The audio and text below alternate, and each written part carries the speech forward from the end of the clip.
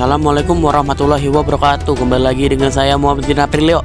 Pada kesempatan hari ini kita akan membahas materi PAI kelas 9 bab 10, mengapresiasi peradaban pada masa Syafawi dan India Mughal. Sebelum memulai ke pembahasannya, saya akan memperkenalkan anggota kelompok yang membantu saya untuk membuat video ini. Ada M. Rafa Pambudi, M. Rifki Sutrisna, M. Alvaredo Fitrahman, Andika Saputra, Gilang, Rangga, Revandika, Rizky, dan Fadlan.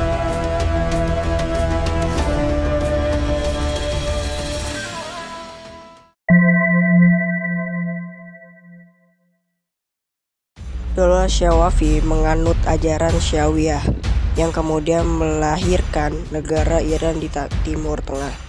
Secara garis besar kita bisa bagi menjadi 4 masa untuk Daulah Syafawi di Persia, yakni masa awal berdiri Daulah Syafawi di Persia, masa kemajuan Daulah Syafawi di Persia, masa kemunduran Daulah Syafawi di Persia, masa kehancuran Daulah Syafawi di Persia.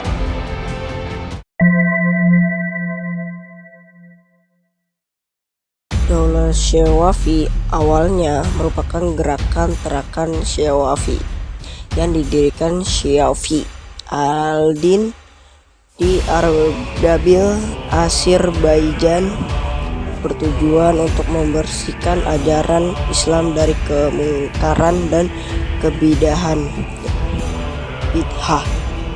Namun lambat laun kegerakan ini semakin besar dan mulai terjun ke dalam urusan politik. Ada 4 raja yang memerintah pada masa awal berdirinya Daulah Syafawi, yakni raja pertama sekaligus berdiri yaitu Abu al-Muzaffar Ismail bin Ashdar Asy-Syafawi atau Ismail I pada tahun 1502 dan 1524.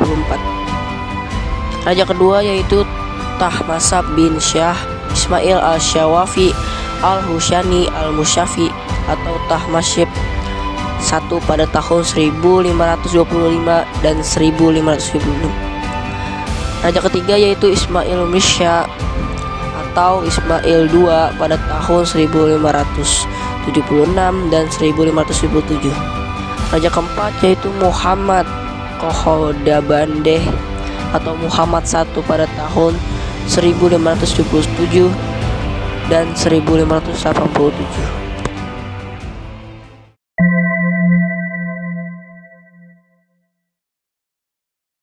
Kemajuan Daulah Syafawi terjadi pada masa kepemimpinan raja kelima Daulah Syafawi, yaitu Abbas bin Muhammad atau Abbas I pada tahun 1587 sampai 1629.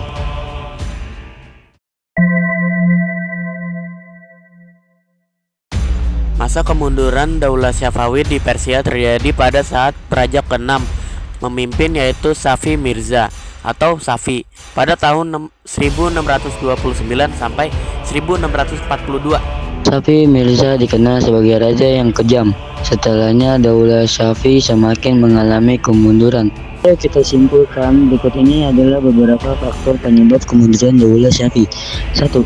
Dominan kalangan tertentu dalam pemerintah. 2. Disintegrasi bangsa yang disebabkan ketidakcocokan antar pemimpin. 3. Terjadinya konflik dengan Turki Utsmani.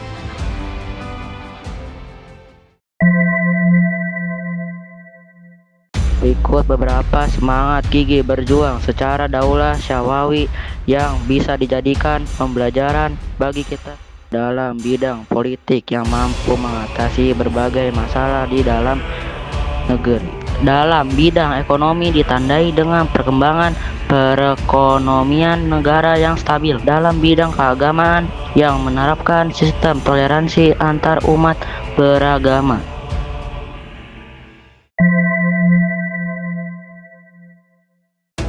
Dahulu kala di India ada Daulah Mughal yang pernah berjaya sebagai peradaban Islam di sana. Kita bisa membagi menjadi 4 masa untuk materi ini.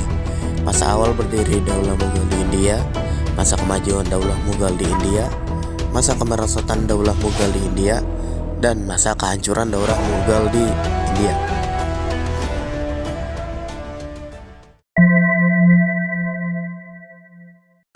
Dua raja yang memerintah pada masa awal berdiri Daulah Mughal di India, yaitu yang pertama Zainuddin Muhammad Babur pada tahun 1526 sampai 1539.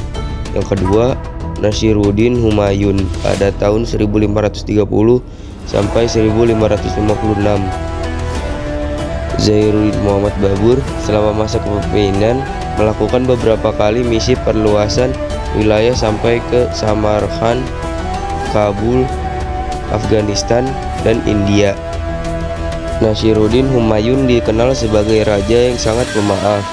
Beliau mengatur ulang tata kelola kepemerintahan dengan membagi kantor layanan masyarakat menjadi beberapa departemen. Masa kemajuan Daulah Mughal dimulai pada raja ketiga, yaitu Jalaluddin Muhammad Akbar. Beliau membawa Mughal sebagai kerajaan besar yang mengalami banyak kemajuan seperti dalam bidang militer, pendidikan, politik, seni, budaya, sosial, dan keagamaan. Seperti yang kita telah bahas sebelumnya, semenjak kepemimpinan Bahadur Shah terjadi kemerosotan dan banyak perebutan kekuasaan.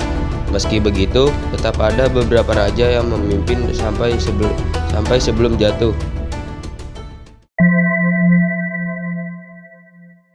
Mirza Abu Zafar Sirajuddin Muhammad Bahadur Shah Zafar yang bergelar Bahadur Shah II merupakan penerus terakhir Mughal. Dan pada periode inilah Daulah Mughal mengalami kehancuran. Berikut ini adalah keteladanan yang bisa kita ambil dari sejarah Daulah Mughal.